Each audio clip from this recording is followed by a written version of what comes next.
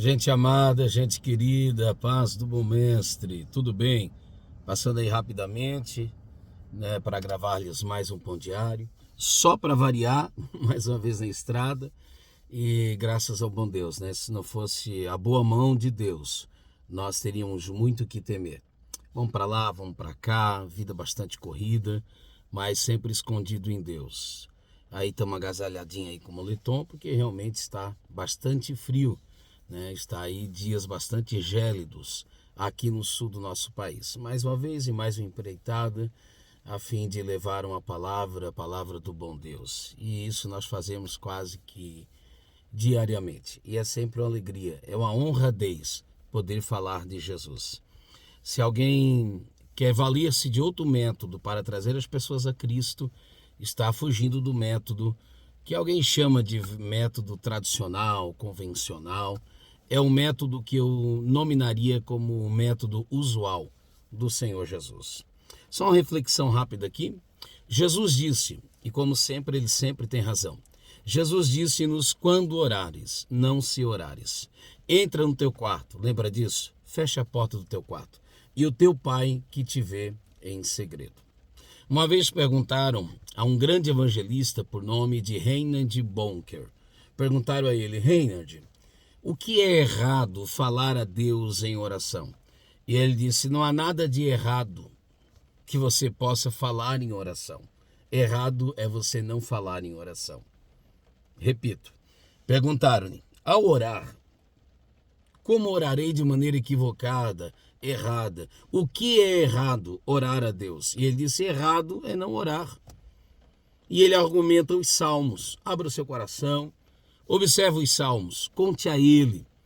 Na verdade, Jesus disse: quando orares, entra no teu quarto e o Pai te vê.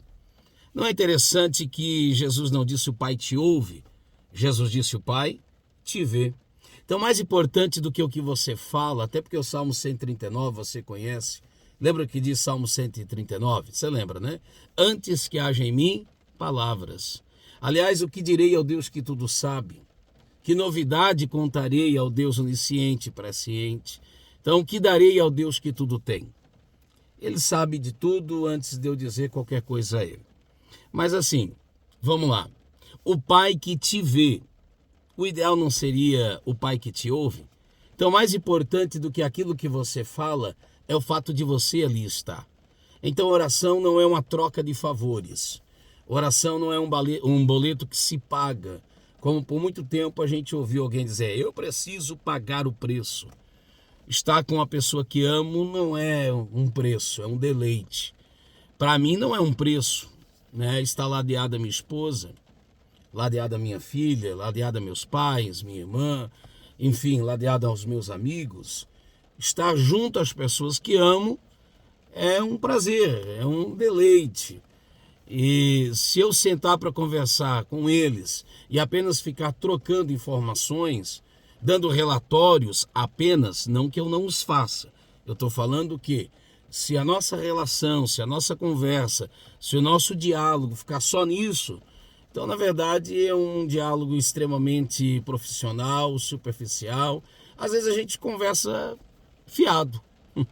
Às vezes a gente joga a conversa fora. Entendeu? Então, não precisa haver um agendamento, um script. O que eu vou conversar com a minha esposa hoje? Né? Eu vou agendar aqui, o que eu vou conversar com ela? Não, não existe isso. Né? Existe uma relação amigável de dois amantes que a gente vai conversar. Deixa fluir naturalmente. Então, termino dizendo-lhes, porque essa é a objeção do vídeo, mais importante do que o que você fala é o fato de que você está falando, porque antes que você diga qualquer coisa, ele já sabe o que você irá dizer, e algumas coisas que talvez você esqueça de dizer, ele sabe que você precisaria ter dito. E mesmo que você não o diga, ele já sabe. Então o importante é você estar em oração.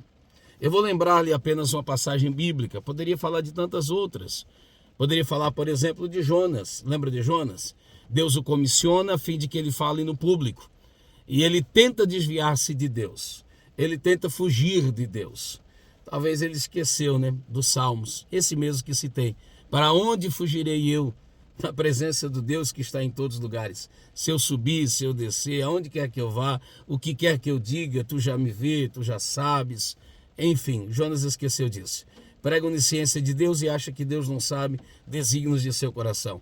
Prega onipresença de Deus e acha que Deus está circunscrito ao território dele, profeta nacionalista Israel. Prega a onipotência de Deus e acha que Deus pode tudo, exceto os projetos que ele quer que Deus não queira. Então é uma coisa terrível. Mas você lembra, né? Ele não quer falar em público, então ele vai ao secreto. E quando ele vai ao secreto, ele diz: do ventre do inferno clamei. Lá naquele peixe, lembra disso? No ventre do peixe. E é interessante porque Jonas clama ao Senhor e Deus responde, mas não responde a Jonas. Deus responde ao grande peixe. Deus responde à baleia, segundo o relato de Jesus. Deus responde àquele peixe diferentemente de quem ele seja.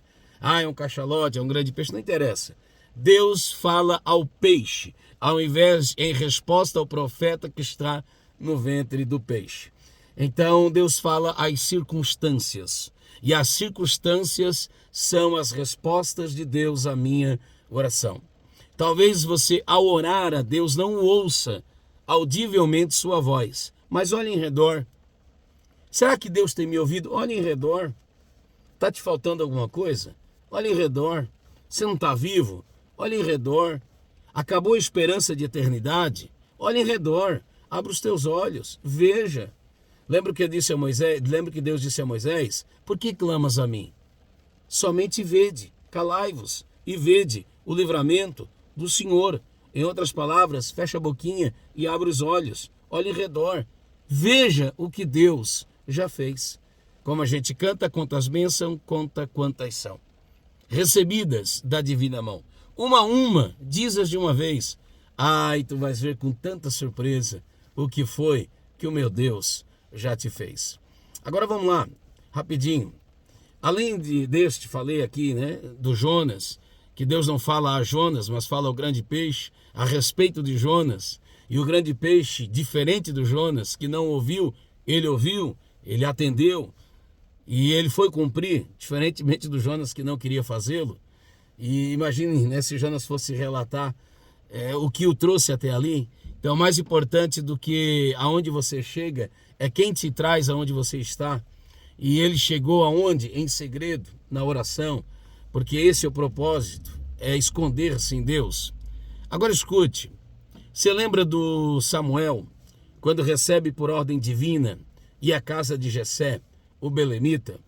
Chegando ali ele encontra os moços, todos bem ajeitados, bem arrumados, tanto que seus olhos se enchem, a ponto de ele dizer certamente, certamente.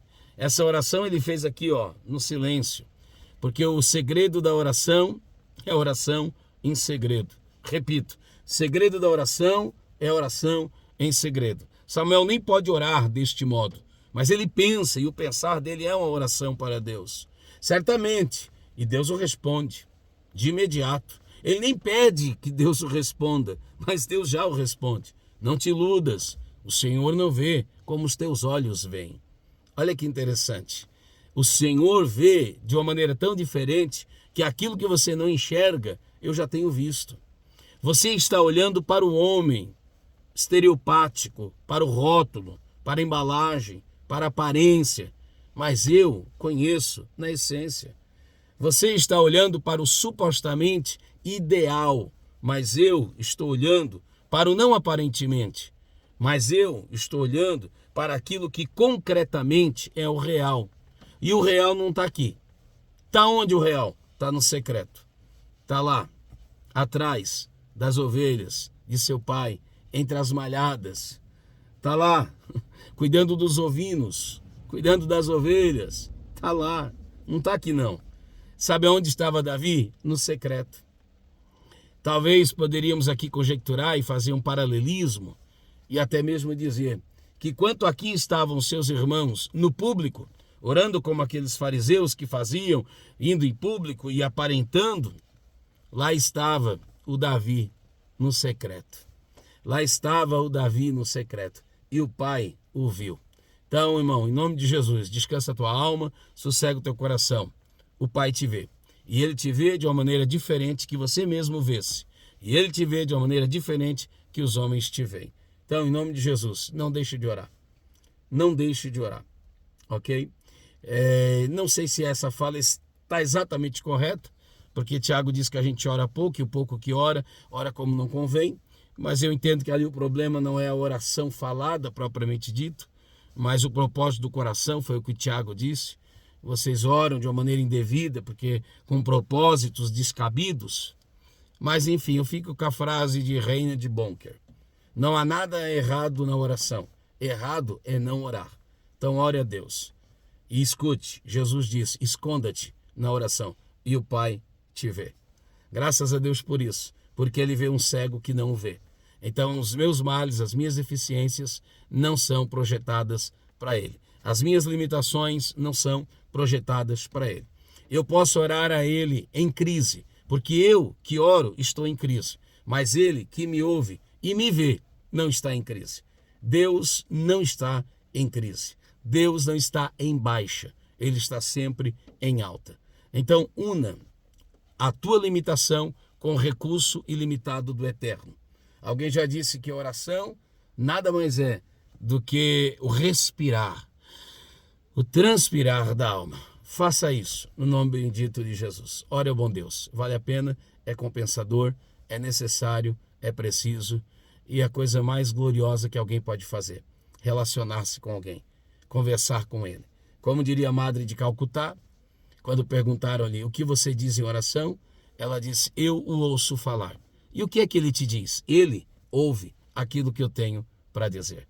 Esse é o nosso pensar no dia de hoje. Ore, ore sempre, ore. Como dizia Moody, se não tens vontade de orar, ore até que a vontade venha. Deus te abençoe, em nome de Jesus. Amém.